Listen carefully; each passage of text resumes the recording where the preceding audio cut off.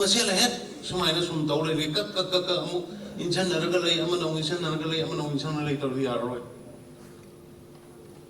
United Nations dah Mizoram ki dasangga refugees singgi fazana treatment away. Aku ki Manipur dasangga di jail dah sukupi ni nata. Local media में हम लोग हमारे jail दा कोई ना करम illegal immigrants and refugees in Fugi Bugi report like it. Tenaki Bugi like what Kibugi like it. Refugee in the ill treatment of Bugi and Putta relay. Loina other sons are the same sack period other biometric lorga, eye skin lorga, negative card pine and Indian citizen will be another. I do get processed with any point of them. I don't know in the same sack period. As I had doing. Honorable Prime Minister Modi ji ने याद रखा था Honorable Minister ना Home Minister ना था तो मुझे पता है Cabinet Minister सिंह था तो मुझे पता है अदर मसीह को मणिपुर के याम ना complex होगा मणिपुर की situation ये खाना कांडा inner line permit पीबा biometric लाऊं ना बगैर याबा illegal immigrants सिंह सीधी कहीं नोटिस सिंह दे एक कोई की inner line permit की मखादा लगते हैं inner line permit ही only Indian citizen दे लोगों दे बोले अदो सर एक कोई किसी ILPDP भी रहे अदो सर मापान होम दगी सोम दगी संग खरीबा मया मामा एक कोई दे ले रखा था unnatural growth मया मामा ले रखा था कोई की हानारी बोले को दगी याम हिंद कले एक कोई दे याम साउंड चिट ले रहे बका यार Home Secretary, Foreign Secretary, loin kau kanda. Indian foreigner eki makhada. Every border area the labor say every SP say they are FRO, foreigner returning officer. They can detect and they can deport. They can detect a foreigner and they can deport the foreigners. Indian foreigner eki makhada. Madugi provision dugi makada du dinang inner line permission apply to way at bina du di Indian foreigner eki makas dinang seat or kana you start biometric lawruga eye scan na chingba lawru kana just detect lawru adu deport lawru process to wala formally constitutionally tawjaruga how ki ba bone kanam ta da koi kari mama khalam chagi na puha to ke bne aduna Ujiksu, I quite unity like as a party. We should be united. Suddenly, we should see Karino, Manga Tariban should see Karino, I'm not doing a Sumjin of Amasani. Personal interest, something like this later. Border fencing class, you have your personal interest. FMR Gatas is a personal interest. NRC talks is your personal interest. Drug poppy mayam si na society si mangal ay masi things is personal interest. Personal interest amat talikte si dito.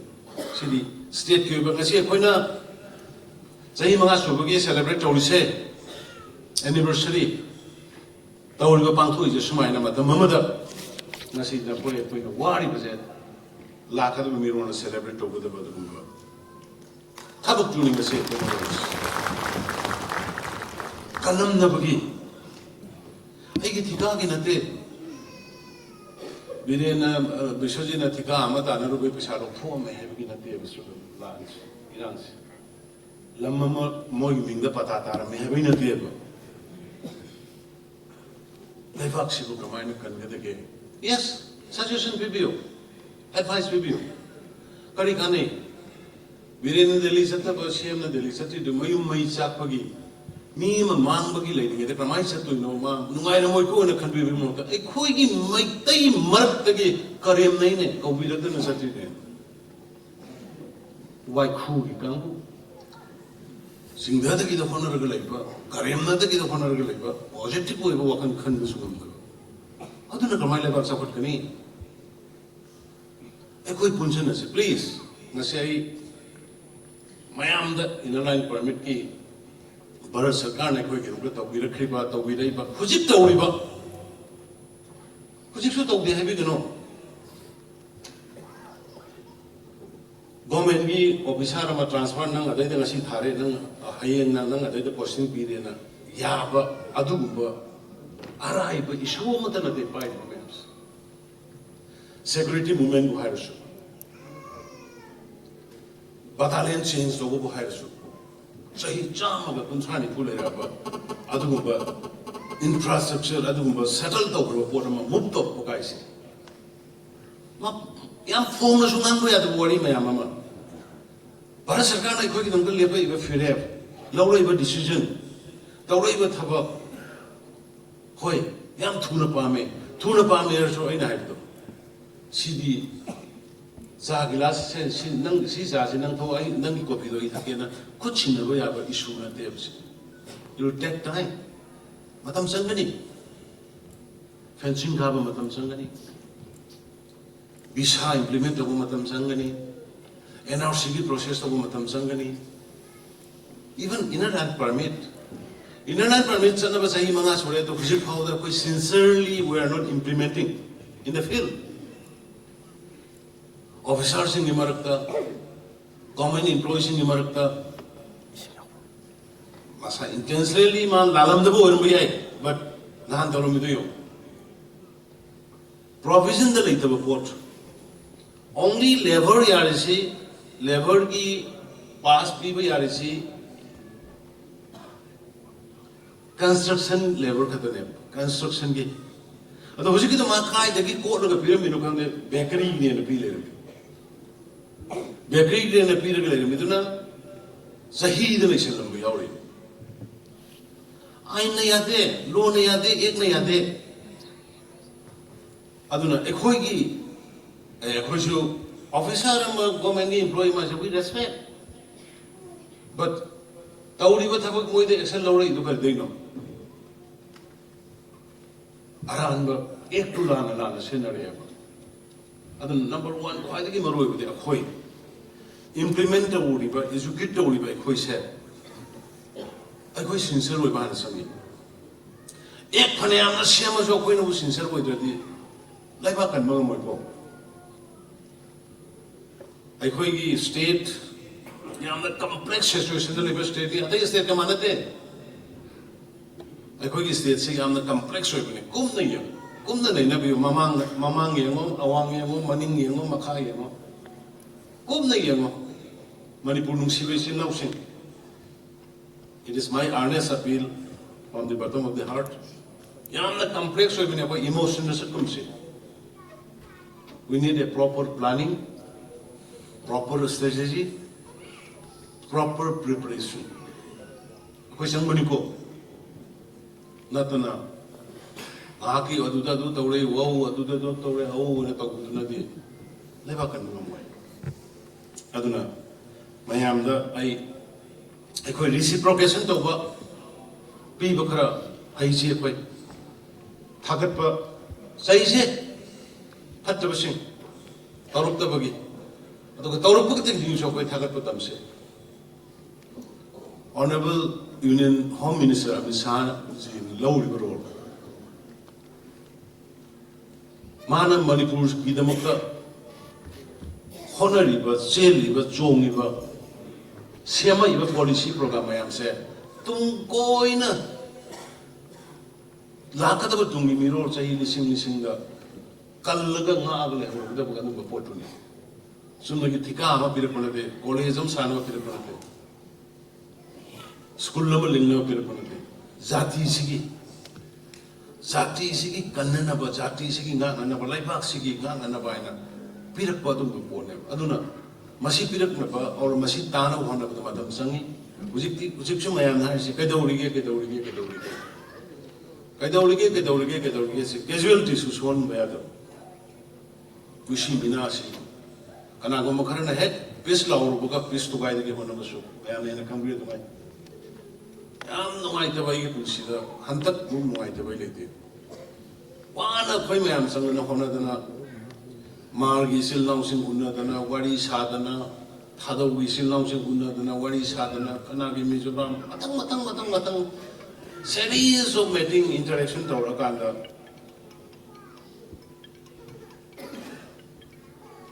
Kasar the ꯁꯤꯜꯆꯔꯗ ꯆꯠꯇꯅ ꯑꯅꯤ ꯑꯍꯨꯝꯔꯛ meeting ꯇꯧꯗꯅ piece ꯑꯩꯈꯣꯏ ꯄꯨꯟꯅ piece ꯂꯩꯔꯦꯀꯣ ꯑꯩꯈꯣꯏ ꯑꯣꯏꯔꯦꯀꯣ ꯑꯅ ꯂꯥꯎꯊꯣꯛꯃꯤꯟꯅꯗꯅ ꯃꯥꯔꯅꯦ ꯃꯩꯇꯩꯅꯦ ꯀꯌꯥ ꯅꯨꯡꯉꯥꯏ ꯑꯗꯨꯒꯤ ꯃꯣꯃꯦꯟꯇꯣ ꯑꯗꯨꯒꯤ ꯊꯥꯗꯧꯅ ꯑꯩꯈꯣꯏ NRC ꯌꯥꯏ ꯑꯩꯈꯣꯏ ꯑꯗꯨ ꯇꯧꯏ ꯑꯩꯈꯣꯏ ꯏꯝꯐꯥꯜꯗ ꯂꯥꯛꯀꯦ ꯀꯥꯏꯅ ꯇꯧꯔꯛꯄ ꯌꯥꯝꯅ ꯏꯟꯀꯔꯦꯖꯤꯡ ꯑꯣꯏꯕ ꯗꯦꯕꯂꯞꯃꯦꯟ ꯑꯃ ꯂꯥꯛꯑꯀꯥꯟꯗ ꯃꯤ ꯐꯠꯇꯕ ꯈꯔꯅ 인sellega 지리다 두가이기부터 madu 이소나 뭐 순간 앞비로요 이소나 뭐 순간 앞비 나들 거기 비살라마 보니 라마 보니 아이 사마 아힘데 또민나 제일라가 우나다 퐁 우나바 야다바 리더십 우나라가 만도 우나라가 시빌 소사이티 우나라가 실저다 아니를 놓고올라 비스 ahum subuh aku kata bagi numin ini kata ngai apa numin ni apa silsilah irang dah hal itu kai begitu aduh isor aidi isor yang sahaja wani pani ama mengan kai be isor nama mu itu soita betul di bigani andi karena su kilan pande illegal migrant वगैरह immigrant वगैरह drugs वगैरह whatever law of the land adugi niti niyom matungina or constitution Indian constitution gi madugi matungina ek ki matungina tausi hai bang atani tau hai bang atani koi anagumanda de koi ngasi bawda ahen ba police force adu da sena be koi hai ge busulite tawda busulite tau ki busulite aduna Yaubiri senior citizen mayama musu yaubiri intellectual mayama musu yaubiri civil society ki mayama musu yaubiri chhatra ki sangsan sing ki leader mayama musu yaubiri na akhoi ki only future kaida lagya kana koi unite koi unity laise akhoi masen hunnagum si asoi batak na se suggestion pina se haina se aduga punjan lakan da koi angtang chap manana lepok no mitu da ba koi man progi rang loi gani koi mission mama 57 mountain division ki army ki camp pas manu la thabuk su basang gi bagi tholuk ta bagi ning launa ngai kana lai nyam matam ne ai mak Maharashtra ki politically am sobo mai pakpa se minister ki wasak pagi koi mayam pun ga dabadu ai yaada ki excuse ni ra kan dai lamdam silas mai na mi em usi mangar da lady narang na da ngang bi mayam si gi bagi mitta ki bi kan na ti na dai kamai na la ko to noi excuse to bi ona hai ra ai leadership de excuse to ba sette Narang donor ki makada pangthokpa Norris ki adu so especially city le request hoy ai kusig le riba situation sida ina station hado pai do yum mai zak na le ga ina pa na kamaina sat ka dege adu kadang excuse to biyo nai excuse to ngasi gi si di tanai fadana it part of the struggle koi mayam na Taurakriba ngasi ko na lay kaliba ngasi ko na mayam lengyan masamam sa kuise madugi struggle mayam dugi ningsing ba recognition to ba sahi mga surak ba Bharat Sarkar na ikoi Manipur da pirak pada khwaidagi statehood ki matungda 1972 ki statehood pirakhiba nung thana raga mayam irang tho matungda pirakhiba statehood dugi matungda khwaidagi jati sigi oina indigenous population sigi oina state sigi oina positive oiba ekhoi bu ganjanaba ma pirakpa hairagadi masin ihan hanu oigadi ina line parvich adai dipi gi mayam bu yone sangraba 398 kilometer border fencing to biramde free movement regime free the sangpok jangin yabu thambirame Singnabada ubada kapaga hatpada case like the Armed Forces Special Power Thambiram Kariya Paba Thambiram statehood to give a tunda. Party Thagali Habirakan politicalized of Habirakan, the facts in tongue. It's an about Robin Hood, Karigi Shigda working as I hide it. And the method is high. Maram Saba is using Maram Sana Sanata Umatam, the Matam Sana Sanata Umatam, the Karigi Praza Wahan with them. Karigi Praza, the Skopan and with them. Matam Sanata of the beginning. Nasi Inland permit. I've been the Honorable Union Home Minister. Nasi Koi Kawudum at the way. Yawana from the pony. Struggle my arm. Adugi struggle the young was including a seven like Caliber. Adugi struggle the young was including a Nasipena, Langian PM to Washia, Nagapena, the heart of Jericho. Karigino inland permit, Sukimati important words. Manipur see, Manipur Nasi, Hingisi, Sabat, Hapatagi, Taudagi, Tundagi, Unamatagi, and 70-80% the Bharat depends on Gakoing. Adukma Bharat Varshi Mayamuna Sangapada, a thing with Hamini. Matona up Ramedi thing with Hamzarego. Shishu Bharat and Ninkatam of Matum, the Quadi Ihan Hand Amatanaiba state. Post independent the state of Hunkatani Pyramids. Karamba state. Tribal is announced in 95% like Kadai da Mizoram da Nagaland da Arunachal da High River State Humchinatana post independent su inland permissive Jagamata standard demand of the Yame, which is Budum Tarum, even Assam, Meghalaya, Sikkim, no demand of it. Pide Madam, the Article 19 violate of Indian citizen of Moina. India ki Praja Moina, India ki Mahung put in the Satway, we have the violate of Karigi Manipur Piri. I could tribal Natus rate. I could 52% general community in the Libya. Mizoram tribal is announced in 95%. Nagaland tribal is announced 95%. Arunachal Pradesh tribal is announced 95%. Only if I Manipur se katane 52% general in the land permit periods.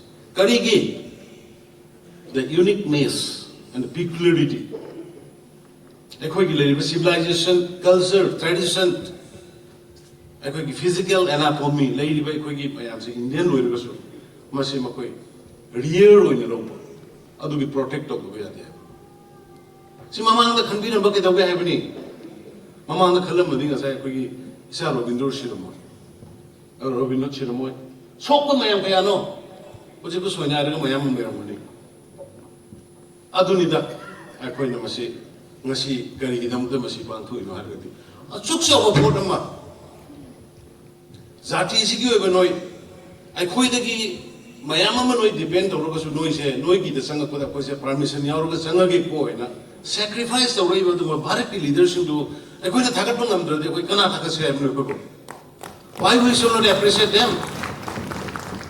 No Hinjaroko, no Inaxo, no Yamna, the real Badumba community, tribe, or people's need. No give them the protection, I'm going to be near the Piri Bashiju, and then I come say this say, another way. A quay machines fight the land, a wish more than a tiny. A quay machines fight the coin and upon the wish of more ruin a tiny. Yes, I don't talk with either of the parliament I never but I'm hanging the tiny basu. No mighty. I quake the organ of the Hansi. Me and the Nanto Donale and a heavy motor. What I have done. I contribution of essence the lake of brother. I contribution of society is the lake of brother. I contribution of the lake of brother. I san I get over again. We have done the devil.